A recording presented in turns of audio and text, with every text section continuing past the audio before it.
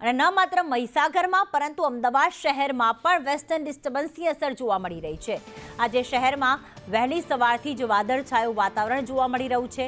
2 દિવસ હજી પણ આવું જ વાતાવરણ રહેશે।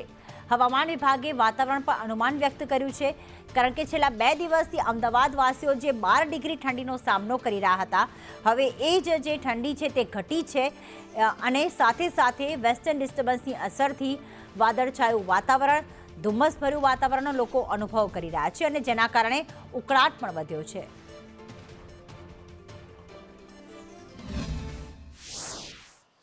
રાજ્યમાં વાદળછાયું વાતાવરણ છે અને જેના કારણે વહેલી સવારથી વેસ્ટર્ન ડિસ્ટર્બન્સની અસરના લીધે સમગ્ર વિસ્તારમાં અમદાવાદ શહેરમાં વાદળછાયું વાતાવરણ જોવા મળી રહ્યું છે, જ્યારે ઠંડીમાં પણ ઘટાડો થયો છે। જોકે આગામી 2 દિવસ આ જ પ્રકારનું વાતાવરણ રહેવાનું અનુમાન રાજ્યના હવામાન વિભાગ તરફથી કરવામાં આવ્યું છે।